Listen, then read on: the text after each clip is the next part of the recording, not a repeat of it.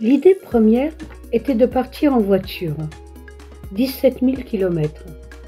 Il me faudra 3 jours, des hôtels modestes en bordure d'autoroute, une tente au cas où.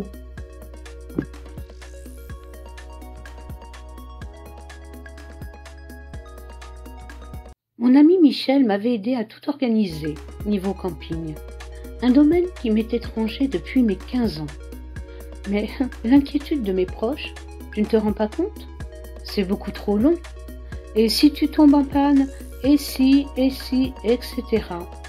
J'ai donc cédé, très contrariée. Contrariée à tel point que le premier billet d'avion que j'ai pris n'était pas à la bonne date. Il faut dire ici que de l'Aveyron à Greifswald, par la voie des airs, constitue un véritable prodige. Les options des différentes compagnies aériennes sont vastes et fantaisistes. Bref, première erreur, première panique. Ouf, j'ai réagi vite et mon billet est remboursé. Deuxième tentative, que je crois couronnée de succès. Hélas, le diable, dit-on, se niche dans les détails. Le détail dont je voudrais vous entretenir est le suivant. Lors de l'achat du billet d'avion numéro 1, partant de Toulouse pour Berlin via Paris, il y avait un changement d'aéroport à Paris. Quoi de plus naturel que de penser qu'il en serait de même pour le second trajet? Rodez-Berlin via Paris. Dans ma tête, Paris-Orly, Orly-Charles de Gaulle, Berlin. Rien de tel qu'une belle conviction bien ancrée pour vous faire perdre le fil. Toute mon angoisse résidait dans cette correspondance pour laquelle j'avais environ 3h30. C'était jouable, mais pas question de traîner. J'ai pris mes repères. Ligne 14 du métro, puis RER B. Une autre amie m'a prêté son passe Navigo. J'étais parée, mais anxieuse. J'ai réduit mon bagage au minimum. Valise cabine et mini-sacoche pour les papiers. À mon arrivée à Orly, j'affrontais donc cette partie anxiogène de mon trajet. Une fois dans l'avion pour Berlin, je n'avais aucune crainte. Je connais les moyens pour me rendre à Greifswald, le FEX, qui relie l'aéroport à la gare de Gesundbrunnen, et ensuite le train pour Greifswald, environ 4 heures de trajet. Arrivé enfin à Roissy et dans les temps, et pas peu fière.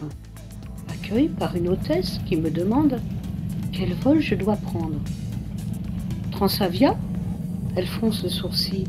Mais, madame, Transavia, c'est à Orly. Le monde s'effondre. Je n'arriverai jamais à temps. Totale panique. J'arrive enfin à obtenir un nouveau vol pour Berlin, mais pas avant 20h30. Arrivé 22h. Heureusement, encore une fois, il y a Michel et la fille à Michel qui habite à Berlin. À cette heure-là, pas possible d'avoir un train pour Greifswald. J'erre donc de longues heures dans l'aéroport d'Orly. Je finis par connaître toutes les boutiques, les toilettes, les coins repos. Nous sommes nombreux à errer et à attendre. Nous nous croisons dans cette parenthèse de vie, cet espace éphémère entre parfums haut de gamme et sueur, traînant d'un siège à l'autre, d'un espace à l'autre. Cette expérience n'en est pas moins enrichissante. L'aéroport consiste en un concentré d'humanité, un échantillonnage parfait, parfaitement hétéroclite, faussement rassurant, étrange, kaléidoscopique.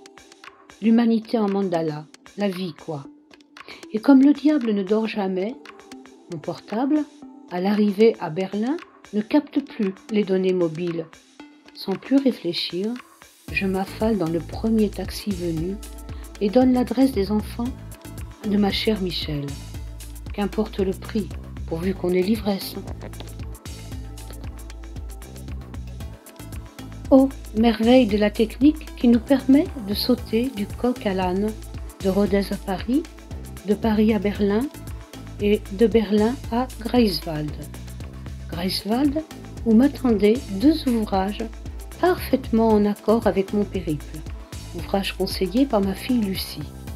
Lors d'un dernier périple tout aussi compliqué, elle m'avait fait découvrir Épépée, de l'auteur hongrois Ferenc Karinti. Dans cet ouvrage, un linguiste hongrois, Budai, se rend en avion à Helsinki pour participer à un congrès. Il s'endort et atterrit dans une ville tentaculaire, où son passeport lui est aussitôt retiré. Une ville dont il ne connaît ni l'existence ni la langue. Nous suivons donc l'errance de Budai dans ce labyrinthe hostile. Petit chef-d'œuvre à l'intention des phobiques du voyage. Cette fois, m'attendait en premier lieu cet ouvrage au titre étrange, Les autonautes de la Cosmoroute, un ouvrage écrit en duo par Julio Cortázar et sa compagne Carole Deneuple. Nous suivons donc ce couple jour après jour qui, en 1983, décide d'emprunter à bord d'un combi nommé Fafner l'autoroute de Paris à Marseille en s'arrêtant sur toutes les aires de service. Ce journal de bord, illustré de photos et de croquis, changera à jamais votre vision des aires de repos. Un slow travel plein de poésie où vivre l'instant présent prend tout son sens. En deuxième lieu, ouvrage que j'ai lu en parallèle avec Les autonautes, L'autoroute de Sébastien Bailly. Cette fois, le narrateur abandonne tout, famille et travail, pour rejoindre l'amour de sa vie. Un trajet de 11h37.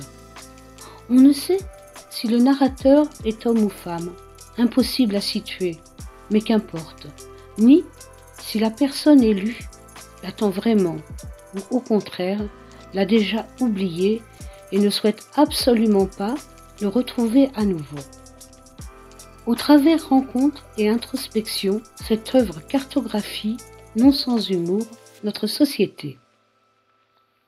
À écouter avec plaisir Pierre Jubé de Lacombe dans l'émission de France Inter « Quand les dieux rôdaient sur la terre », je me demande si Ulysse avait vraiment hâte de rejoindre son Ithaque. Est-ce dans cet esprit que nous partons ?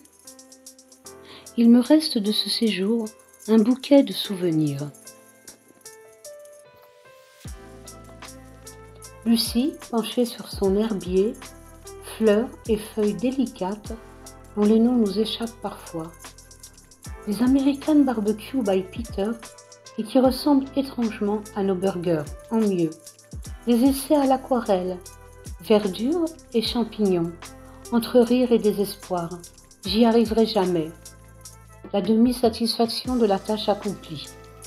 Mes pitoyables essais à l'origami. Un poisson, une baleine, enfin si on veut. Lucie est passée maître en la matière. Une passion qui lui est tombée dessus, Noël dernier. La plage de Lugnim, sable fin, et gens de mouettes stylées et fières. Balade au zoo, arrêt dans ce que Lucie qualifie la meilleure boulangerie de Greifswald. La seule, selon elle, à proposer de vrais croissants. Oh, Paris nostalgie. Une échappée belle au Cars, avec son supermarket, où tout, absolument tout, rappelle la fraise. Le thé, le café, le pain, les serviettes de bain, les services de table. Paradis des enfants, avec son petit parc d'attractions. La plage de Sassnitz, un jour de grand vent, qui ne décourage pas les baigneurs, avec cette ambiance 1900 que couvre un ciel bien gris. Le Landidil de Cristo, où je séjourne quelques jours. Véritable paradis de verdure, accueil chaleureux. Les 4 zones de craie, dessinées par de blondes fillettes, que la première pluie emportera. Les reines de Rügen, avides de carottes, et parfois, lorsque le ciel se dégage, ce bleu unique de la Baltique qu'aimait tant à peindre Caspar Friedrich.